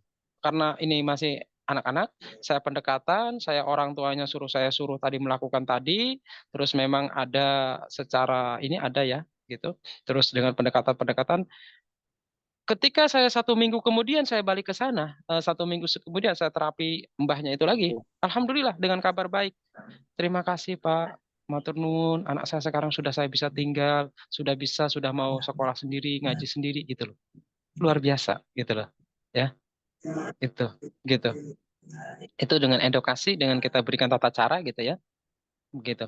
Ya tanpa pamrih, tanpa kita gitu kan. Gitu. Ya untuk apa? Ya intinya ya di samping kita bisnis, di samping kita itu ya tentunya juga ada ya amal jariah kita kan begitu. Yang tanpa jadi kita berbuat amal jariah itu tanpa harus menunjukkan, dalam artian itu yang penting mereka bisa merasakan gitu loh ya. Seakan-akan kita tidak menggurui dan tidak apa gitu, cuma hanya kita memberikan edukasi lain sebagainya gitu. Alhamdulillah ternyata itu bisa memecahkan permasalahan mereka begitu ya.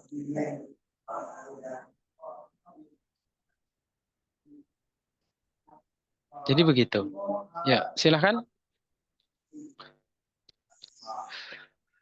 untuk bertanya, silahkan yang lain.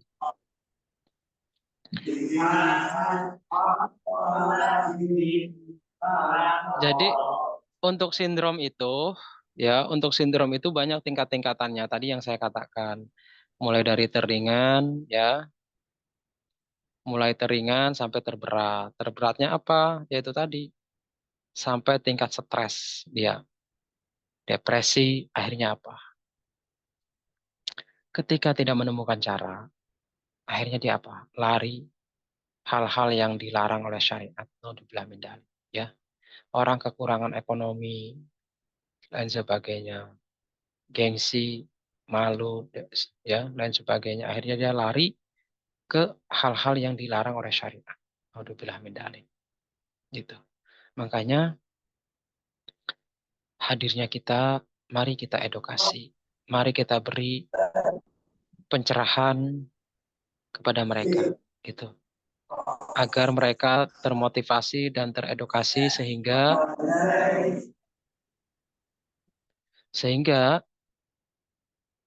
mereka bisa tercerahkan, tidak melakukan hal-hal yang dilarang oleh syariat agama.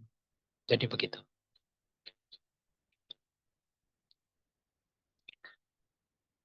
Silakan. Untuk teman-teman silakan bertanya. Jangan ragu, jangan malu-malu, silakan. Apabila ada pertanyaan. Assalamualaikum Ustaz. Waalaikumsalam warahmatullahi wabarakatuh. Wah, Pak Hamdani. Iya. Ya. Izin Dari bertanya ya, Pak Hamdani Medan. Apa mana nih? dari Bandung. Oh, Bandung. Ya, silakan, Pak. Apa yang Izin kemarin telepon saya? Bukan. Oh, bukan. Oh ya, silakan, Pak. Ya, lanjut. Gini, tadi Ustaz bilang kan sebelum menerapi orang lain, kita juga harus mengobati diri sendiri dulu ya. Ya, seperti itu. Betul. Iya. Bagaimana sih untuk menerapi atau mengobati diri sendiri? Apakah metode yang tadi bisa diterapkan ke diri kita sendiri seperti mengguyur air tanpa dibantu diterapkan sama orang lain untuk mengobati diri? Iya, baik. Ya, baik Pak Hamdani, cukup? Ya, cukup. Apa masih cukup ya? Ya, baik Pak Hamdani. Iya, memang. Sebelum kita mengobati orang lain, ya obati diri sendiri dulu. Bagaimana kita mau mengobati orang lain, sedangkan diri kita bermasalah, ya? Akhirnya kita tidak bisa mengontrol emosional kita, ego kita. Akhirnya kita mencetuskan hal-hal yang seharusnya tidak kita katakan, ya. Ya maaf, akhirnya menghakimi, menakut-nakuti, bahkan menuduh, ya, menuduh tanpa dasar. Nah, itu jangan sampai. Lalu bagaimana? Apakah bisa teknik tadi? Ya, Bentar dulu, sebentar. Apakah bisa teknik tadi? Sangat bisa.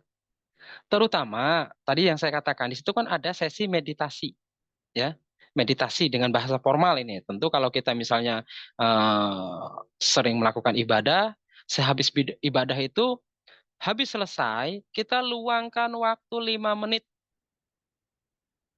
untuk bertafakur. Dalam artian itu mengatur napas dari hidung, buang mulut, mengatur napas dari hidung, buang mulut. Nah, ini yang orang sudah mengikuti metode sinergi ilahiyah, ini sudah hafal ya. Di sini kan ada nih anggota-anggota nih, anggota-anggota sinergi ilahiyah ya, tentunya hafal. Nah, melakukan pernapasan dari hidung, buang mulut, dari hidung, buang mulut, penetralan. Jadi netralkan diri kita, energi-energi negatif yang ada dalam diri kita supaya hilang, ya. Sehingga energi-energi negatif yang tidak terlihat tentunya kita bersentuhan tiap hari dengan orang, ya. Disadari ataupun tidak, kita seorang praktisi menyentuh orang itu menyentuh energi negatif. Walaupun kita pakai sarung tangan. Yang namanya energi itu ya tidak bisa dihalangi oleh apapun, ya. Sarung tangan ini hanya untuk bakteri, untuk SOP ya, SOP misalnya, supaya kita tidak terpapar oleh bakteri-bakteri, kan begitu. Tetapi dengan energi negatif tidak bisa kita pungkiri, ya, tidak ada batas, ya. Maka dari itu penting. Nah, lalu setelah itu lakukan dengan rendaman air hangat. Makanya saya sering kalau sore nih, ya, saya dulu terus terang nih Pak Hamdani ya, saya dulu itu nggak suka dengan air hangat. Bahkan saya kepada istri saya, tiap hari ke orang mandi kok air hangat, saya bilang gitu. Semenjak saya suka mandi air hangat, corona. Corona kan saya aktivitas terus. Terapi itu jalan terus saya. Corona itu tanpa takut ya, tanpa takut kami ini. Terus corona. Tapi setelah itu setelah saya menangani orang, jadi saya pulang. Saya pulang itu langsung menuju ke dapur, ya, menghangatkan air hangat. Saya tidak bersentuhan dengan, tidak menemui keluarga. Keluarga saya, anak-anak saya kan masih kecil. Stop, Dek, jangan kamu menyentuh ayah, ya, jangan menyentuh bapak. Kamu udah mainan sama Umi, ya, jangan menyentuh Abi. Nanti Abi beres-beres dulu, mandi dulu, baru kita bercampur, gitu. Nah, setelah saya itu air hangat dengan air garam, ya kan, air garam grosok kan gitu. Kalau bisa dengan suruh ataupun serah, ya. Tapi saya dengan itunya dengan air garam seringnya, air garam grosok yang kasar. Nah, itu saya rendam dulu. Jadi air sekalian baju saya ini saya pisah dari keluarga. Saya rendam dengan air hangat, saya guyur ya kan, terutama di kepala gitu kan, guyur gitu kan, gitu untuk merelaksasi ini juga, untuk kita menghilangkan bakteri juga begitu. Nah, kita mandi itu sambil kita rasakan aliran-aliran air ini menyusuri saraf-saraf kita, sehingga energi-energi negatif itu bisa hilang dan relaksasi diri kita, dan kita bisa fresh sedia kala. Nah, begitu. Nah, terus itulah tip. Nah, terus tip kedua, kita mau tidur, ya. Mau tidur nih. Nah, ini sudah paham mungkin yang mengikuti metode sinergi ilahiyah, ya. Ini harus paham harusnya nih. Kalau tidak paham berarti ya tidak berlatih, itu aja udah ya. Tidak berlatih berarti. Mau tidur. Ketika kita mau tidur, nggak mungkin kita tidur misalnya langsung blek merem kan? Nggak mungkin kan? Saya nggak mungkin. Belum belum menemuin saya ya. Terkecuali orang orang pingsan ya. Kita mau tidur itu sebelum kita, kalau misalnya muslim ya silahkan dengan keyakinannya, ataupun membaca 3 qul, Fatihah, ayat kursi, ya, terus sholawat, ataupun dengan hanya doa tidur, ataupun dengan keyakinan masing-masing kalau non muslim gitu. Sebelum kita melakukan doa, tarik napas dari hidung. Kalau napas dari hidung itu kan perut kan naik, dia ke sini, terus sampai mentok sekuat-kuatnya, kita hembuskan pelan-pelan tanpa perlu mengatur napas, tapi kita rasakan aliran napas ini, maka di situ akan ada rasa syukur kita kepada Yang Maha Kuasa. Ketika kita merasakan aliran, ya, aliran napas itu, hembusan napas itu terasa di sini serit gitu ya. Jadi kalau memang kita rileks dalam melakukan itu, darah itu kayak mengalir. Benar, darah itu. Tapi kalau ada gangguan nih, misalnya di kaki ataupun tiba-tiba dia bergetar gini. Jangan kaget ya, jangan kaget ketika kita melakukan relaksasi seperti itu. Kalau misalnya ada begini gitu, ya, itu jangan kaget. Berarti di situ ada ketegangan otot, ada ketidakkeseimbangan darah. Tapi kalau kita netral, darah itu bisa merasakan. Benar, sering saya. Gitu, darah itu kayak berjalan gitu loh. Kayak arus darah itu ser gitu, itu tingkat relaksasi. Maka kalau tingkat seperti itu berarti itu udah tingkat benar-benar relaksasinya full begitu. Jadi begitu Pak Hamdani.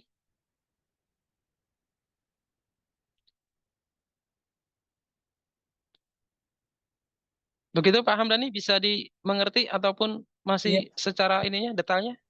iya. Terima kasih Ustadz. Terima kasih. Ya, Oke. sama-sama Pak Hamdani. Insya Allah ya, untuk ini ya, ini informasi ketika nanti saya di Bandung tanggal 11, silahkan nanti untuk lebih lanjutnya bisa saya berikan, yaitu totok darah, ya, totok darah. Yang mengikuti ini kan pelatihan patah tulang, dan di sana itu patah tulang turunannya ya, dan terus promil. Yang mengikuti nanti patah tulang, maka akan saya berikan teknik bagaimana cara cepat menangani sindrom dan stres orang yang ngamuk, totok darah. Mungkin ada yang bisa, teman-teman silahkan gunakan itu. Tapi lihat SOP-nya ya, kontraindikasinya harus paham. Begitu. Ya, informasi juga mungkin ada memiliki teman, saudara, stres, dan sebagainya, silahkan. Insya Allah mungkin saya di Bandung pelatihan 1 hari, kalau penanganan itu nanti menyesuaikan. Kalau misalnya tidak banyak, mungkin 1 hari udah cukup gitu. Jadi mungkin kemungkinan saya di sana 2 hari, cukup begitu. begitu. Pak Hamdani silahkan apabila ada memiliki saudara ataupun apa belum bisa ditangani lain sebagainya, silahkan merapat ya. Insya Allah di Ilos Hotel, Pak Hamdani.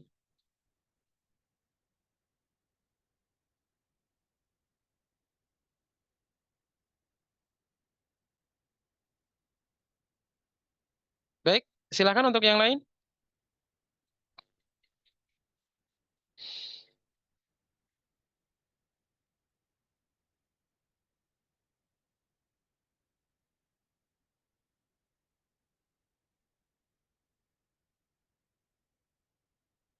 Afwan, ini ada rekamannya tidak? Insya Allah ini ada rekamannya ya. Tapi maaf menginformasikan ada ketentuan dari tim LKV ya. Jadi saya sampaikan nanti ada ketentuan. Saya belum ini ketentuannya ya. Lagi kita diskusikan. Ini ada rekamannya. Nanti kita berikan rekaman modul bagian 1, bagian 2 ada. Nanti insya Allah ada bagian 3-nya nanti. Tapi ada ketentuan dari lembaga gitu ya. Nanti saya informasikan di grup gitu. Ketentuannya baru didiskusikan begitu. Ini saya rekam. Begitu. Silakan. Untuk teman-teman, apakah sudah terwakili? Apakah cukup sampai di sini?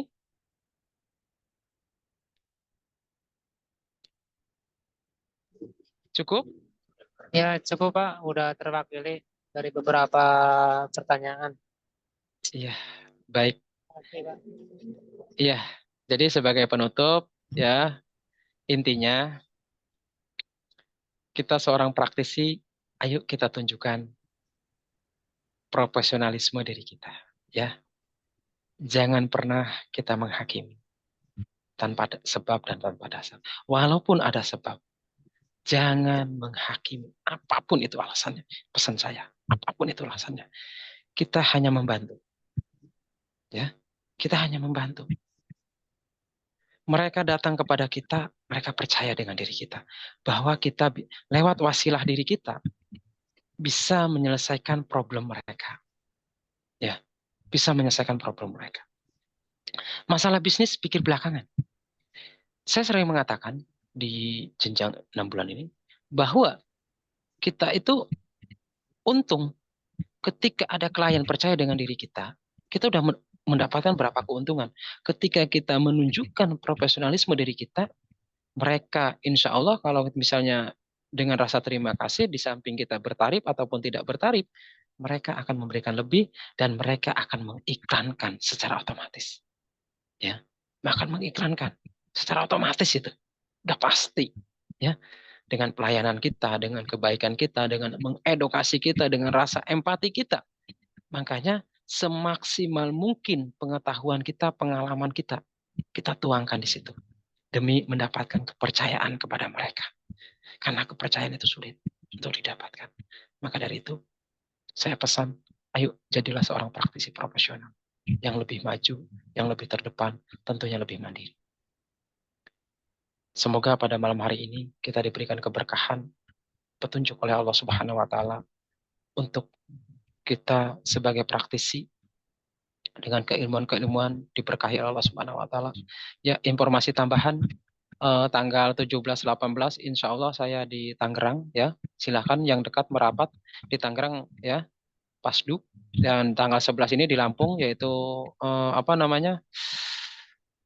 patah tulang dan sepi turutnya ya, patah tulang, jadi bukan hanya patah tulang aja. Dan terus ada yang bertanya apakah berkelanjutan, ya berkelanjutan. Setelah habis kelas itu akan ada kelas berlanjut, setiap bulan ada pengembangan dan pengembangan ya, tentunya seperti itu. Tanggal 25 insya Allah di Malang, silakan yang itu merapat yang begitu. Di Pontianak menyesuaikan dengan kuota peserta ya, insya Allah. Nanti di situ bagaimana yang khususnya yang mengikuti pelatihan itu akan ada cara selain bonus, cara kan ada bonusnya itu pelatihan promil. Kalau di Bandung pelatihan promil di itu kurang hafal saya. Yang penting intinya di luar bonus, tambah bonus lagi menangani sindrom totok darah cara cepat, cara instan. Ya, itu paling cepat. Begitu. Ini harus tidak bisa saya praktekkan di online karena ini berbahaya. urusannya dengan nyawa, ya urusannya gitu, ya. Jadi begitu, itu sekedar informasi. Oh ya, informasi tambahan lagi, kami juga membuka jenjang 6 bulan. Insya Allah itu para trainer tadi para hadir ya, ada master kolbu, ada master hipnoterapi, ada master godam tadi. Nah, yang lain-lainnya para trainer LKP Insya Allah sudah banyak ya, dengan skill masing-masing. Jenjang 6 bulan itu periode Mei dan Juni pendaftaran dengan 3.200.000 sudah semua. Yang tidak masuk adalah tulang dan trainer, pelatihan tulang dan trainer, semuanya ada dan bisa dicicil sesuai dengan kondisional. Itu saja informasi tambahan dari LKP. Alhamdulillah pada malam hari ini, silaturahim pada malam hari ini, pertemuan pada malam hari ini, semoga kita semuanya selalu dalam lindungan Allah, dijaga dan direksa oleh Allah Subhanahu wa taala. Apa yang menjadi kesusahan kita diangkat oleh Allah Subhanahu wa taala, digantikan dengan kemudahan oleh Allah Subhanahu wa taala, dan disehatkan jasmani dan rohaninya, dan keluarganya selalu dalam lindungan Allah Subhanahu wa taala, diberikan rezeki yang halal barokah melimpah ruah, datang dari segala arah tanpa harus bersusah payah. Ya mujibal wujud, kun fayakun. Cukup sekian dari saya. Apabila ada kata-kata yang kurang berkenan, sikap dan pembicaraan saya, dan inilah saya, ya, inilah saya diri saya. Mohon dimaafkan lahir dan batin yang sebesar-besarnya. Wassalamualaikum warahmatullahi wabarakatuh. Waalaikumsalam warahmatullahi wabarakatuh. Terima kasih ilmunya Pak Ustadz. Sama-sama, sama-sama.